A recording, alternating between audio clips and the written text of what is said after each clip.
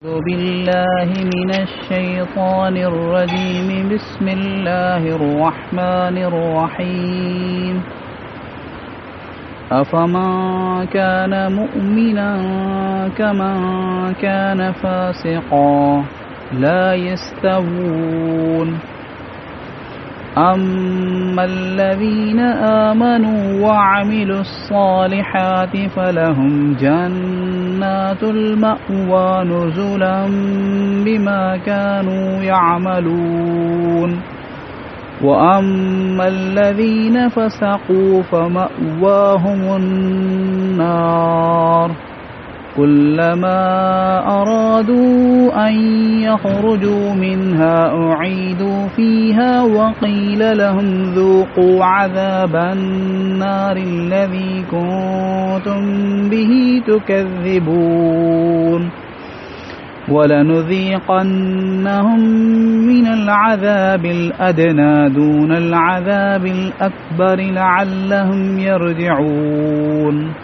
ومن أظلم ممن ذكر بآيات ربه ثم أعرض عنها إنا من المجرمين منتقمون.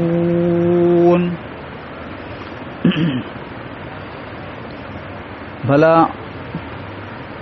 چھا بھلا جيڪو مومن ٿيو پو ان ماڻهو وانگر ٿي سگهي ٿو جيڪو نافرمان ٿيو؟ برابر نٿا थी सघनि.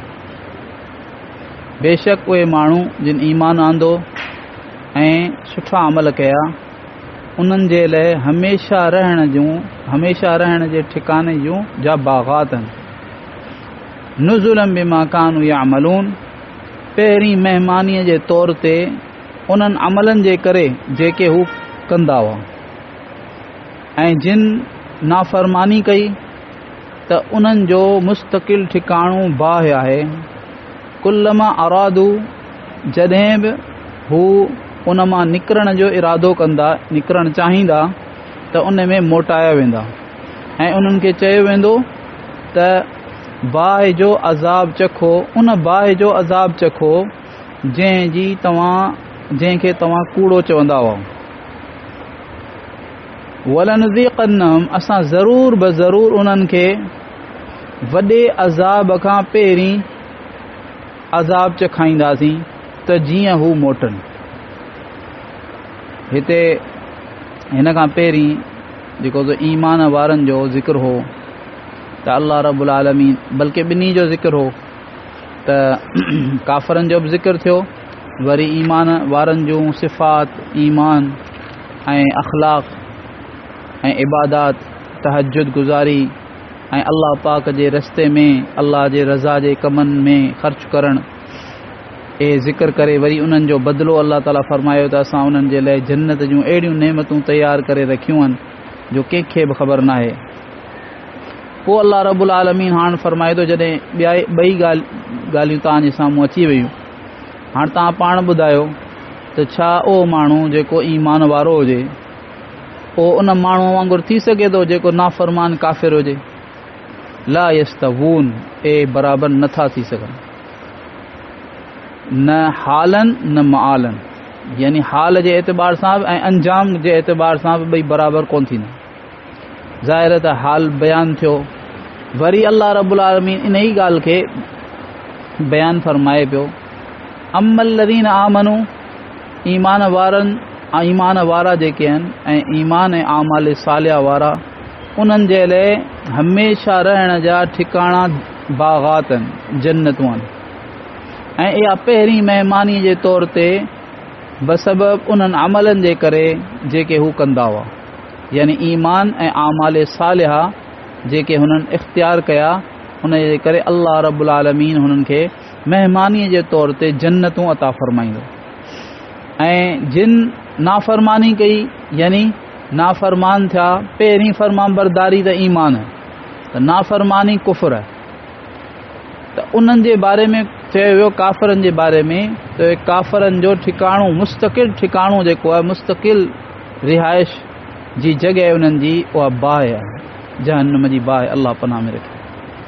ऐं हमेशह उन में रहंदा, जॾहिं बि उन मां निकिरण जो इरादो कंदा, हालांकि निकिरण यानी तमामु गहरो आहे जहन्नम हेठि ऐं तमामु ऊन्हो आहे, त उनजे पासा जेके आहिनि ऐं वरी उनजे मथां जेको दरवाज़ा आहिनि उनखे बंदि कयो वञो, उनखे मुकफ़ल कयो वेंदो, ताला लॻाया वेंदा। पर वरी बि कोशिशि कंदा, त जॾहिं कोशिशि कंदा त अल्लाह ताला फरमाए पियो त उन्हनि खे वरी मोटायो वेंदो उन ई साॻी बाहि, ऐं उन्हनि खे चयो वेंदो त तव्हां बाहि जो उहो अज़ाब चखो जंहिंखे कूड़ो चवंदा हुओ। दुनिया में नबी पाक सल्लल्लाहु अलैहि वसल्लम ऐं क़ुरान तव्हांखे दावत ॾींदो हो त कुफ्र खे छॾियो, न त छा थींदो, तव्हांजो अंजाम बुछड़ो थींदो, बाहि जो अज़ाब थींदो। तव्हां मज़ाक़ कंदा हुओ, चथरूं कंदा हुओ ऐं इनकार कंदा हुओ ऐं इनखे चवण वारे खे कूड़ो चवंदा हुओ। हाणे उन अज़ाब जो मज़ो चखो जंहिंखे तव्हां कूड़ो चवंदा हुओ।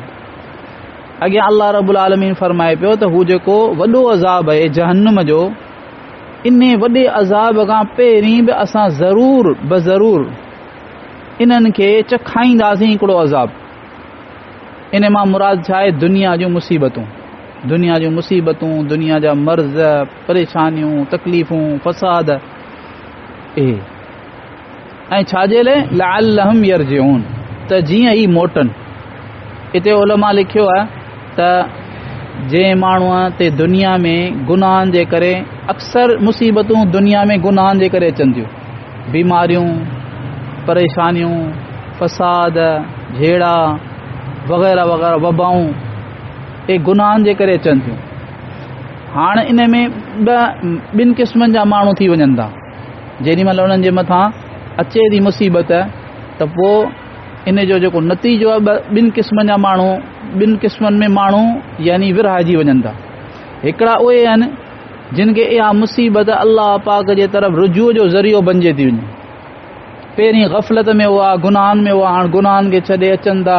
पहिरीं मस्जिद में कोन ईंदा हुआ, हाणे मस्जिद में अचनि था, रोइनि था, अल्लाह जे साम्हूं नमाज़ पढ़नि था, ज़िक्र कनि था, ख़ैर ख़ैरात कनि था, गुनाहनि खां, हराम खां पंहिंजे पाण खे बचाइनि था।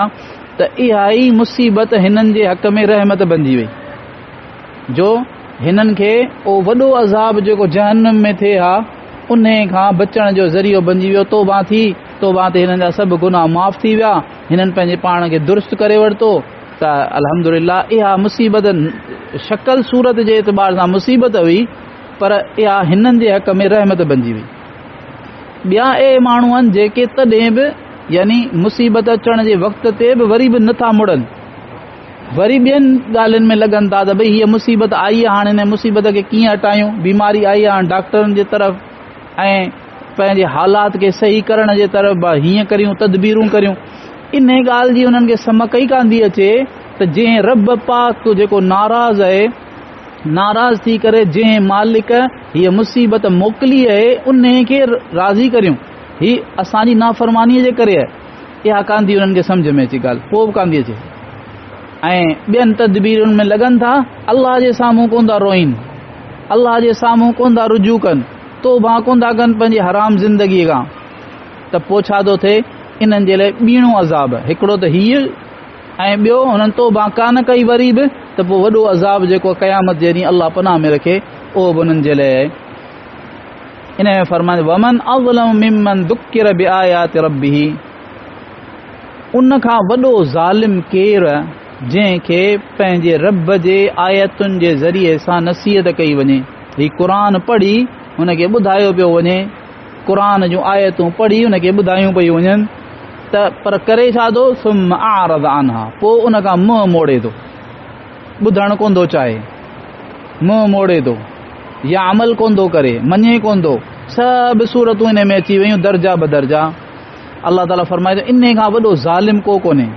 उन करे इन खे अज़ाब थिए, इन खे रब पाक जे तरफ़ां सज़ा मिले त या सज़ा का यानी बईद या परे जी ॻाल्हि कान्हे, छो त मुजरिम वॾो आहे।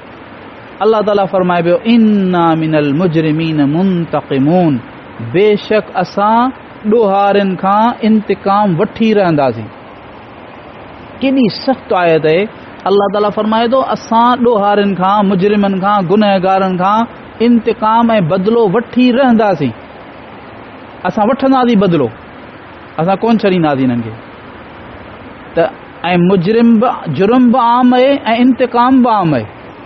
वॾे में वॾो जुर्म कुफ़ुर आहे ऐं पोइ शिरक आहे। कुफ़ुर, शिरक, बिदआत, गुनाह, हराम कारियूं, हराम खोरी, हराम कारी, जेतिरियूं बि अल्लाह रब्बुल आलमीन हराम कयूं आहिनि शयूं उन्हनि खे करणु ऐं जेतिरियूं बि शयूं अल्लाह पाक फ़र्ज़ कयूं आहिनि उन्हनि खे छॾणु, बेपरवाही करणु, इहे सभु जुर्म में दाख़िल आहिनि। अल्लाह ताला फरमाए इन्हनि सभिनी खां असांखे बदिलो वठिणो आहे, इन्हनि सभिनी खां असांखे इंतिकाम वठिणो आहे। अल्लाह पाक असां सभिनी खे पंहिंजे अज़ाब खां बचाए ऐं उन खां पहिरीं असां सभिनी खे, हर मुस्लमान खे, बल्कि असां त पंहिंजे इंसानी भाउरनि जेके असांजा काफ़िर आहिनि पर उहे बि असांजा इंसानी भाउर आहिनि, हज़रत आदम अलैहिस्सलाम ऐं हज़रत हवा जा औलाद आहिनि, असांखे उन्हनि जे लाइ बि दुआऊं घुरणु घुरिजनि त अल्लाह ताला उन्हनि खे बि बचाए, उन्हनि खे बि ईमान जी दौलत नसीब फरमाए करे उन्हनि खे बचाए। दुआ घुरो। या अरहमर राहिमीन, या अरहमर राहिमीन, या अरहमर राहिमीन, या ज़ल जलाली वल इकराम, या ज़ल जलाली वल इकराम, या ज़ल जलाली वल इकराम। अल्लाहुम्मा सल्लि अला सय्यिदिना मुहम्मद व अला आलि मुहम्मद कमा सल्लैता अला इब्राहीम व अला आलि इब्राहीम इन्नका हमीद